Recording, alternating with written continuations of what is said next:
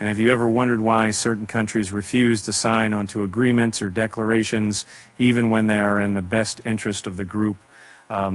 This is a common, the occurrence in international relations and geopolitics, and it can often lead to tension and conflict between nations. One recent example of this is the Ukrainian Peace Conference held in Switzerland. 12 countries, including India, Saudi Arabia, Brazil, and the UAE, chose not to sign the final communique of the summit. The reasons for their decision remain unclear, but it's important to note that the absence of Russia from the talks was a significant factor. At the Peace Conference for Ukraine, a dozen participating nations declined to endorse the concluding statement.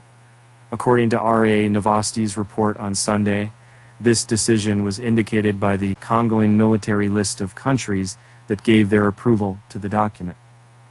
The following countries: Armenia, Brazil, India, Saudi Arabia, South Africa, and the UAE, along with 4 organizations as the UN and OSCE, did not put their signatures on the declaration. On the other hand, 79 nations, including Hungary, Serbia, Argentina, Turkey, and Georgia, together with 4 international institutions, have supported Ukraine by signing the document. The text emphasizes the importance of preserving Ukraine's territorial integrity within internationally acknowledged borders. This includes regaining control over the Zaporizhzhia nuclear power plant, as well as securing access to Black Sea and Azov Sea ports. The document insists on a complete exchange for the release of all Ukrainian prisoners of war. Additionally, it calls for the return of children who were deported or unlawfully displaced from their homes in Ukraine. It remains uncertain why certain attendees chose not to back the proposed document.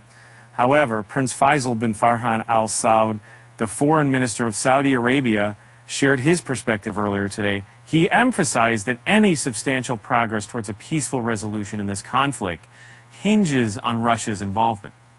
Austrian Chancellor Karl Nehammer previously expressed that not every participant nation would agree to sign the declaration due to the importance of selecting the right words. Russia wasn't given an invitation to the conference, and they made it clear they wouldn't have participated had they been asked, due to the sole emphasis on Kiev's requirements. Over 160 individuals were extended invitations to the talks. Yet approximately 80 of them chose not to attend due to the lack of a Russian representation.